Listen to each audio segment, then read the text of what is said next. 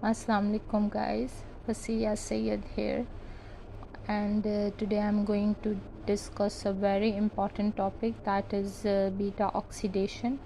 This is a very important topic and we have heard this topic in many subjects, especially in biochemistry, biology and different biochemical processes.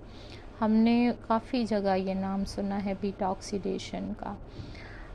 Beta oxidation को मैं discuss करती हूँ, लेकिन इससे पहले मैं आपको थोड़ा सा एक बता देती हूँ कि जिस तरह से कार्बोहाइड्रेट और ग्लूकोज़ का हम काफ़ी ज़्यादा ज़िक्र करते हैं, जो कि हमारे पास with the help of glycolysis या with the help of glycolysis वो पायरुवेट में कन्वर्ट होता है।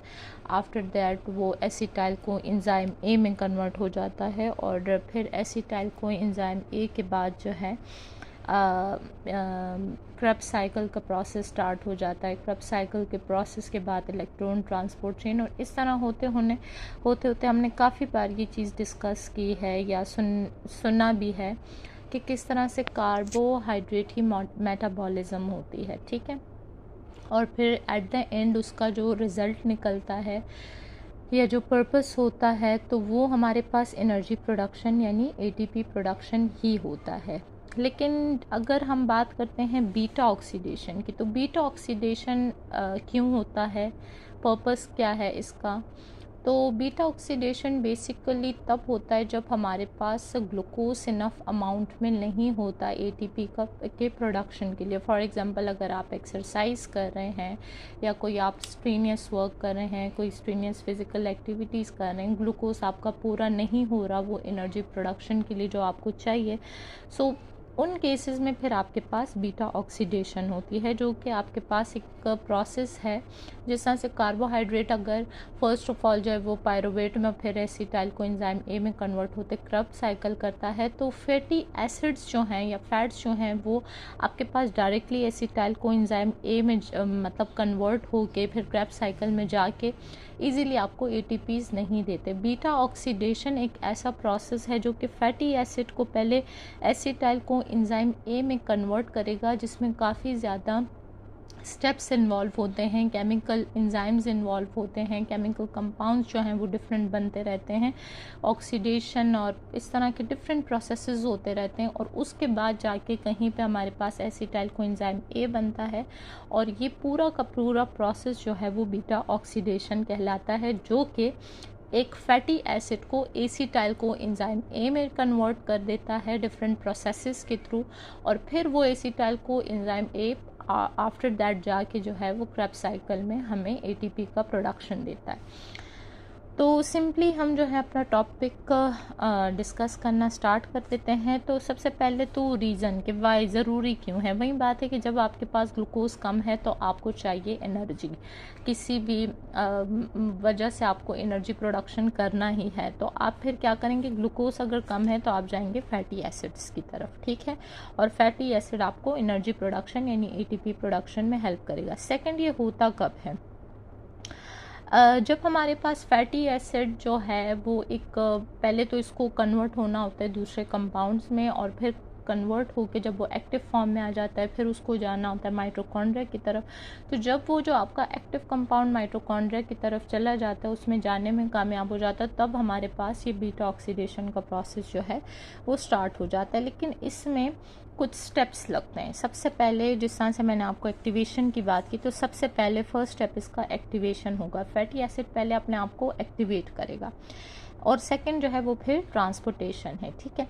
एक्टिवेशन का जो प्रोसेस होता है वो मेनली हमारे पास होता है साइटोप्लाज्म में, ठीक है। एक्टिवेशन कैसे होती है कि आपके पास एक एंजाइम होता है, मतलब आपके पास डायरेक्टली फैटी एसिड जो है वो माइटोकॉन्ड्रिया में नहीं जाएगा, पहले वो अपने आप को एक्टिवेट करेगा। एक्टिवेशन के लिए आपके पास एक एंजाइम जो है वो चाहिए होगा, जो मैंने लिखा भी है, थायोकाइनेज एंजाइम है, जो कि कन्वर्ट कर देगा आपके फैटी एसिड को इनटू एसाइल को एंजाइम ए में, ठीक है। और ये जो प्रोसेस होगा कन्वर्जन का, that is in the cytoplasm, ये साइटोप्लाज्म में होगा आपके पास एक्टिवेशन का या कन्वर्जन का प्रोसेस। स्टेप नंबर 2 जो है वो आपके पास फिर ट्रांसपोर्टेशन है। ट्रांसपोर्टेशन मतलब कि आपके पास साइटोप्लाज्म से फिर माइटोकॉन्ड्रिया में उसका जाना ज़रूरी है, क्योंकि आपके पास जितने भी एनर्जी प्रोडक्शन, जब भी हम जिस तरह से हम कहते हैं mitochondria is a powerhouse of the cell, तो एटीपी का जो मेनली प्रोडक्शन होता है, एनर्जी का प्रोडक्शन माइटोकॉन्ड्रिया में होता है, साइटोप्लाज्म में नहीं होता। दैट्स वाई जो है फिर क्या होगा कि आपके पास जो आपका जो आपका एसाइल कोएंजाइम ए है, इसको जाना होगा माइटोकॉन्ड्रिया में। सो दैट्स वाई इसको ट्रांसपोर्टेशन का नाम दिया गया है। लेकिन यहाँ पे बात क्या आती है कि जब आप स्टेप नंबर 2 ट्रांसपोर्टेशन करते हैं तो आपके पास एसाइल को एंजाइम ए जो है वो डायरेक्टली माइटोकॉन्ड्रिया में एंटर नहीं कर सकता। क्यों? क्योंकि आपका माइटोकॉन्ड्रिया, जिस तरह से हमें पता भी है, हमने बायोलॉजी में भी पढ़ा है और कहीं जगहों पे ये पढ़ा है कि माइटोकॉन्ड्रिया के 2 जो है वो होते हैं, मेम्ब्रेन्स होते हैं, और जो उसका इनर फोल्डेड मेम्ब्रेन होता है वो इम्परमिएबल होता है toward what, acyl coenzyme A. ये इसके लिए इम्परमिएबल है, इसको अलाउ नहीं करता ये इस कंपाउंड को। दैट्स वाई इस एसाइल कोएंजाइम ए को कोई ऐसा पार्टनर या फैसिलिटेटर चाहिए जो कि इसके साथ मिल के इसको इजाज़त दिलवा सके इम्परमिएबल मेम्ब्रेन से, जो इनर मेम्ब्रेन ऑफ माइटोकॉन्ड्रिया है। तो इसका जो साथी बनता है वो बनता है कार्निटिन। कार्निटिन क्या करता है, वो आके एक इसके साथ कॉम्प्लेक्स स्ट्रक्चर बनाता है जिसको एसाइल कार्निटिन का नाम दिया गया है, या जिसको एसाइल कार्निटिन कहते हैं। ये आपस में मिल जाते हैं और ये बनाते हैं ये वाला कंपाउंड एसाइल कार्निटिन, और ये फिर दाखिल हो जाते हैं कहाँ पे, माइटोकॉन्ड्रिया में। क्यों? क्योंकि अब जो ये वाला कंपाउंड है एसाइल कार्निटिन, तो वो जो है वो परमिएबल है, उसको इजाज़त दे देता है माइटोकॉन्ड्रिया इजीली। नेक्स्ट क्या होता है, नेक्स्ट फिर ये होता है कि जब वो एंटर कर जाता है माइटोकॉन्ड्रिया में तो सिंपली वो स्प्लिट अपार्ट मतलब स्प्लिट अप हो जाता है। उसको फिर कार्निटिन की ज़रूरत नहीं होती है सेल, क्योंकि उसको जस्ट एंट्री चाहिए थी, टिकट मिला, एंट्री हुई, अब उसको कोई ज़रूरत नहीं है उस टिकट की। दैट्स वाई जो कार्निटिन होता है वो यहाँ से लीव कर जाता है, चला जाता है, इससे अलग हो जाता है, और जो एसाइल को एंजाइम ए है अब वो आ जाता है किस में, माइटोकॉन्ड्रिया में। Now he is free. अब उसको क्या करना है, उसको एसिटाइल को एंजाइम ए में कन्वर्ट होने के लिए डिफरेंट प्रोसेसेस के थ्रू गुजरना पड़ेगा, और ये प्रोसेसेस आपके पास डायरेक्टली नहीं होंगे, ये भी 4 प्रोसेसेस हैं, और लास्ट में इसका क्लीवेज होगा। लेकिन इसके हर एक स्टेप में जो है वो डिफरेंट एंजाइम्स यूज़ होंगे। अच्छा, एसाइल को एंजाइम ए कहाँ कहाँ किन किन प्रोसेसेस से हो के गुजरेगा? पहला ऑक्सीडेशन है, हाइड्रेशन है, फिर ऑक्सीडेशन है, एंड लास्ट में क्लीवेज है। किस तरह से होंगी ये प्रोसेसेस, ये अब हम डिस्कस करते हैं। सबसे पहले आपके पास जो कंपाउंड है उसकी कन्वर्जन्स होती रहेंगी डिफरेंट प्रोसेसेस के थ्रू, डिफरेंट एंजाइम्स के थ्रू। एसाइल को एंजाइम ए इन माइटोकॉन्ड्रिया क्या करेगा, वो कन्वर्ट होगा ट्रांस इनोल एसाइल को एंजाइम ए में, और इस प्रोसेस को जो है वो कहते हैं ऑक्सीडेशन। ऑक्सीडेशन में जो हमारे पास हमने यहाँ पे कहा भी है कि पहला स्टेप ऑक्सीडेशन है, फिर हाइड्रेशन है, तो पहले होगा ऑक्सीडेशन। ऑक्सीडेशन में यानी एसाइल को एंजाइम ए जब ट्रांस इनोल एसाइल को एंजाइम ए में कन्वर्ट होता है, इस प्रोसेस को ऑक्सीडेशन कहते हैं। इसमें जो एंजाइम यूज़ होता है दैट इज़ डिहाइड्रोजिनेज।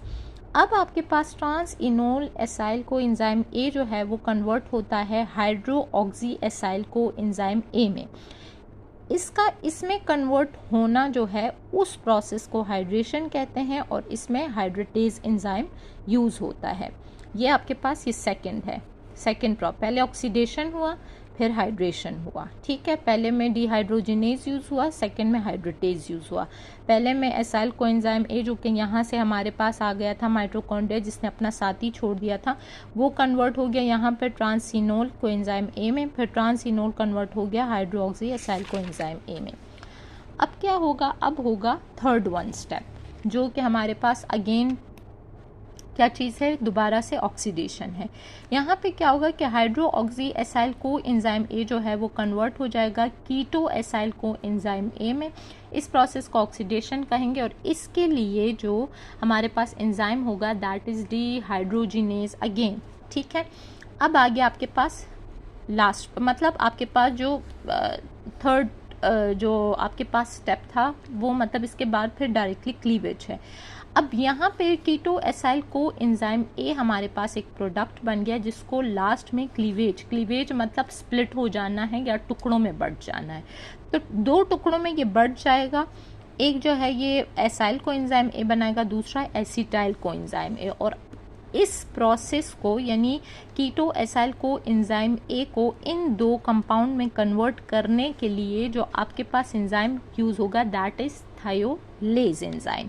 ठीक है, थायोलेज एंजाइम इस कंपाउंड को इन 2 कंपाउंड्स में कन्वर्ट कर देगा।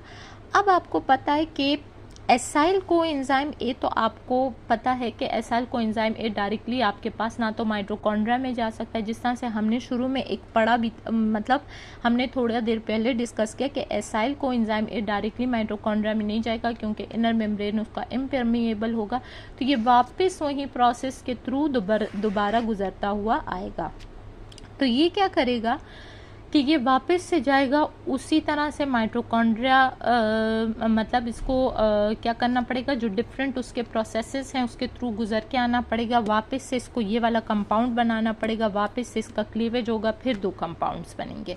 तो ये जो है ये वापस उन्हीं स्टेप से गुजरता हुआ आएगा। ये जो आपके पास एसिटाइल को एंजाइम ए है, जिस तरह से मैंने शुरू में भी डिस्कस किया कि क्रेब्स साइकिल में अंदर जाने